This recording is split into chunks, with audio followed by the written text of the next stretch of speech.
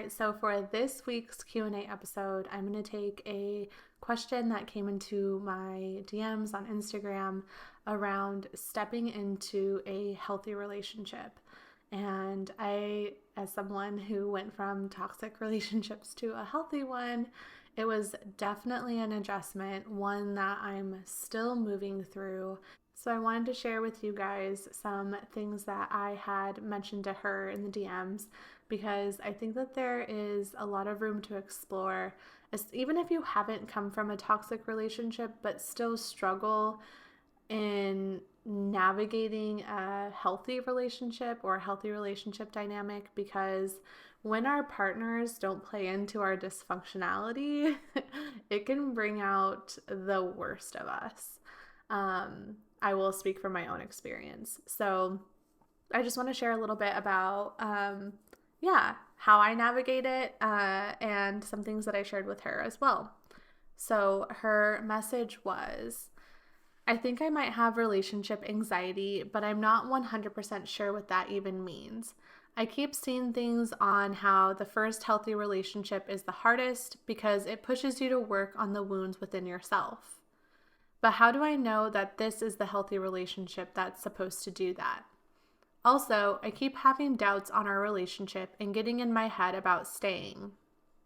And I find myself wanting to run, and I can't figure out if it's anxiety and self-sabotaging behavior or if I should listen to it and run. So I just want to take a moment to just be with that question, because this, for me, was such a struggle with discerning what was my intuition and what was self-sabotaging. And I think that it can be really difficult to navigate, and it really requires a level of self-trust that is cultivated and built over time. And it really is going to depend on the state of your nervous system and how regulated you are. At least that is what I've experienced for myself. When I am dysregulated, I cannot see as easily or as clearly how everything is happening for me. But when I am regulated, when I am resourced, when I have a level of trust built in within me, anything could happen. Anything could get thrown at me, and I would be able to hold the trust that it was happening for me. So what I shared with her first was the values filter. And I know I've spoken about that a few times here on the podcast. I will probably speak about it a few times more. And if this is your first time hearing me mention a values filter, you can check out the Q&A episode I did on navigating ghosting and anxious attachment in relationships, where I dive a little bit more deeper into a values filter, but I will be mentioning it here too. The reason why a values filter is so supportive is because it can help you decide if a relationship is actually aligned or not. And when we get clear on what we value in a relationship, it allows us to filter any person through it to see if we're actually aligned and in resonance or not. Having that clarity is so pivotal for people who experience codependency and anxiety in relationships, because we can so easily and quickly get attached to a person, to a dream that we attach to that person, and stay in something that doesn't actually feel aligned, because we're placing our lovableness, our worthiness, our belonging on that person or the dream we've attached to the person. So having a values filter and moving into relationships with people with that filter first helps you in discerning if that person is really the right person for you and what you're desiring for your life. So I suggested to her to create a values filter, and if it was difficult for her to land on what she values in a relationship, for her to write down what she doesn't value in a relationship or what she doesn't want and work backwards from that. So some common ones I get are, I value trust. I value honesty. I value transparency. I value communication, reciprocity. And so when you have some of these traits and characteristics of values, then you get to ask yourself, does this person meet those values? Does this person meet the needs that I have in a relationship? And so if this person doesn't, for example, you value transparent communication, and this person ghosts for a few days, comes back, ghosts for a day, comes back, ghosts for a few days, comes back. That person might not be aligned to what you value in a relationship. Another example, if you're looking for someone who wants to be in a committed partnership and this person wants to go with the flow and they're not quite sure yet and they're not, they're afraid of commitment or whatever their reason is for why they don't want to be your partner or your girlfriend or your boyfriend or take that next step, and you're wanting someone who is, ready to be in a committed partnership, then that person might not be aligned to what you're wanting. And I think I'm going to go on a tangent. We get kind of caught up in like, well, they don't want that right now, but if I put the time in, if I put the effort in, then they'll get there. I just have to be patient. But great words of Maya Angelou, when people show you who they are, believe them the first time. Instead of trying to make a square fit in a circle hole, like let the square be the square, you're looking for a circle. Or my favorite analogy that I use, like if you're wanting chocolate, then don't take vanilla. If you want someone who wants a committed partnership and is ready to step into that and is emotionally available for that, that's chocolate. And you get to hold out for chocolate. If they're not sure what they want, but they want to see where it goes and, they're showing you that they're, not ready for commitment, that's vanilla. And babe, like, you don't have to settle for vanilla. You get to wait for chocolate. And a lot of times I think because chocolate isn't right in front of us, we tell the story that it's like discontinued and that we'll never be able to have it, that we have to take what's right in front of us. And it's just not the case. It is not the case. The universe is waiting to see if you're going to hold out for chocolate. And you just don't know that chocolate is just the block down the street and it's making its way to you. And all you have to do is declare that you still want chocolate, even though vanilla is in front of you. So that's my little tangent, but I was trying to give you examples of if someone doesn't align to what you value in a relationship. What we want to ask ourselves is, what dream have we attached to this person? If this person doesn't align to what we value in a relationship, why are we staying with this person? What is the story that we're telling? If I'm not with him or if I'm not with them, then I'll be alone. Well, I really love him. If I love him, then I need to be with him. Whatever the story is, just get curious about the dream that you've attached to that person. Because a lot of times in toxic relationships, the two people come up with this big, beautiful fucking dream. Like, big, beautiful dream. The house where you're going to live, the kids, the names of the kids, the dog, like what kind of dog? Like, you go into this dream world right in that beginning stage of meeting, like within the first freaking hours, the first days, the first few dates, and then you're just waiting for that dream to unfold. But then they have all these actions, right, that follow that show you otherwise. Like they don't have a job, or they're not trying to find a house to settle down. Like whatever their actions are typically opposed to the dream. And so then we stay and we stay and we stay thinking that that person is going to change to meet the dream that you both created together. So before you waste 10 years of your life in this world, this dream world that you created with this person, just ask yourself, what is right in front of me Does this person meet what I value in a relationship? And if he doesn't, can you let go of the person and the dream that you attached with them? Because that dream that you have is available to you outside of this person. It doesn't only exist with this person.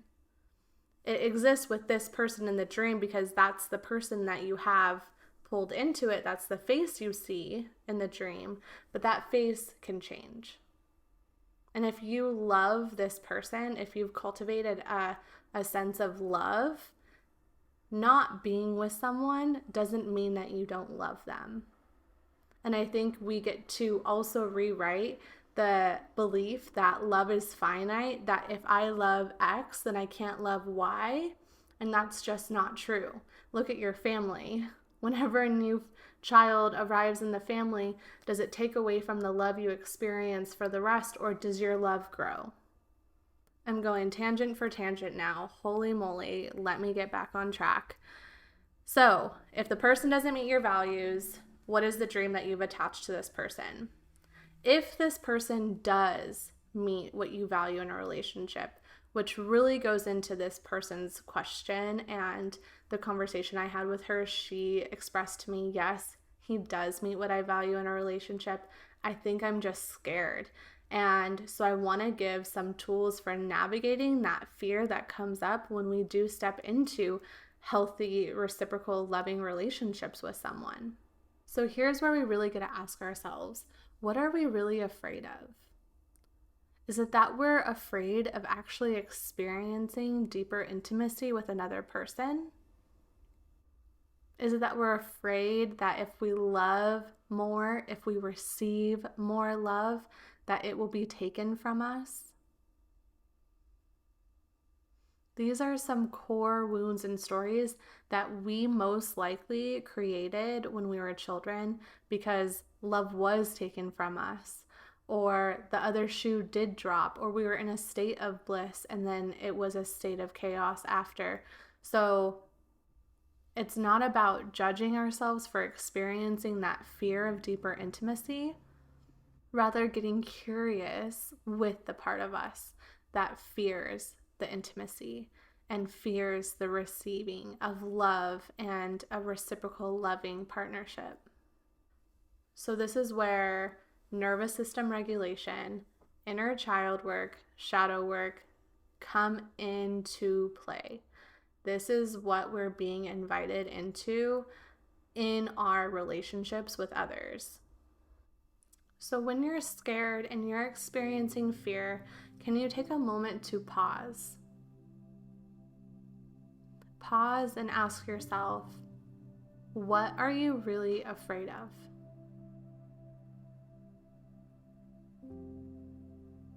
Just notice what comes to mind first.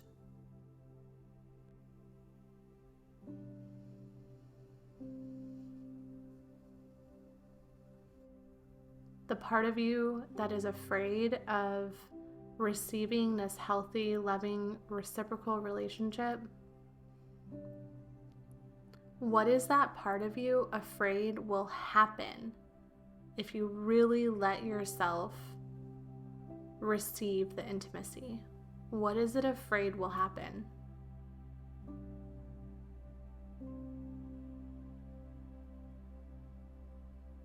Again, just noticing what comes up.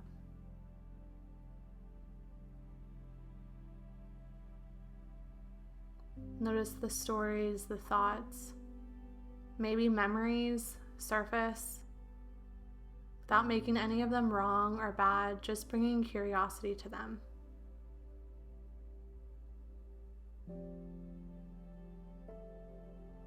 You might even ask yourself, how old is this part of me that experiences this fear of receiving love, that experiences this fear of deeper intimacy?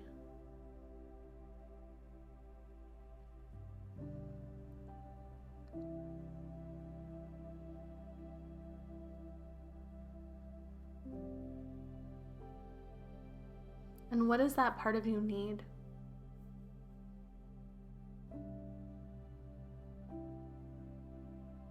What does that part of you want?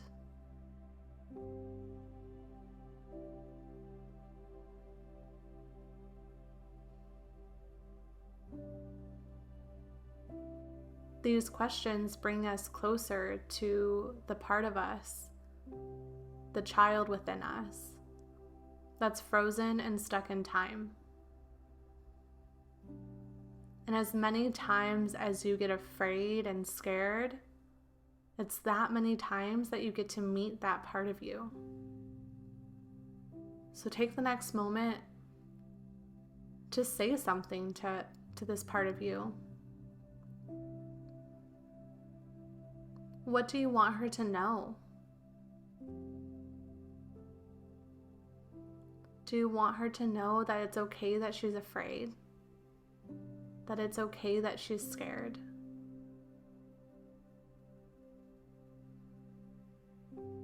Do you want her to know that she deserved better? That she deserved more love? That she deserved more safety? That she deserved to be protected? Do you want her to know that you are there now with her? That you are scared too, but that together you'll navigate this hand in hand.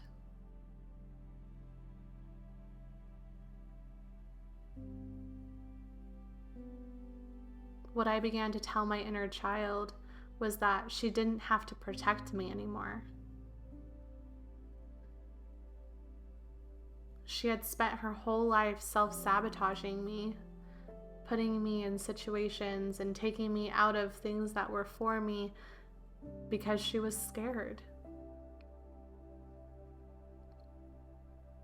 Until I told her she didn't have to protect me anymore, that I had her. And she can just play and relax and be in the garden in my heart space. So if you're in a safe space, not behind the wheel of a car,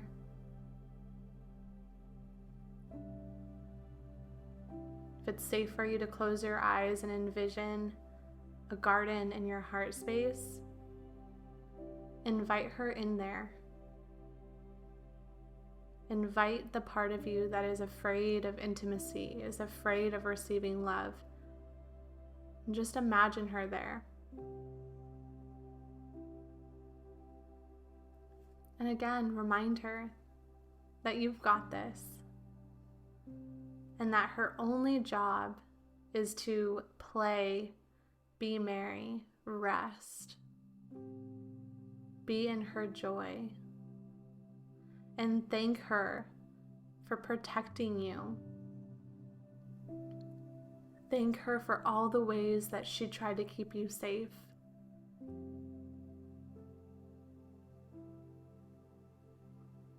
And whenever she comes up in your life, through the fears that may come up, just remember it's that many times that you get to meet her back here in your heart space.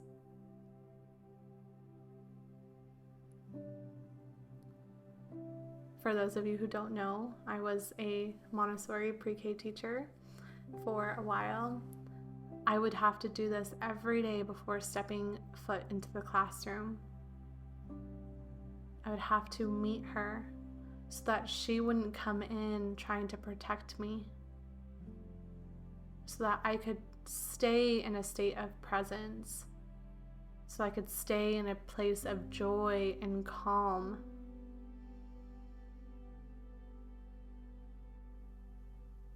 The shadow work is getting curious with the needs of this part of us, the stories that this part of us tells. The inner child work is the reparenting, the meeting, the speaking, the placing the inner child within us in our heart space. The more we do this work, the more we meet these parts of ourselves, the more we tend to the child within, the more we get to experience the pleasures and the joys and the intimacy with others in our lives, across all relationships. across all friendships. And so I hope this Q&A episode really supported you in having a practice and meeting a part of you that may fear receiving love, to meet a part of you that may feel afraid of deeper intimacy with others. And I hope you take away the practice of meeting that part of you in your heart space so that you can come back to it again and again and again. And I promise you, the more times you meet her there, the more joy you will experience in your life. I'll leave you with that, my loves. Until next time, many blessings.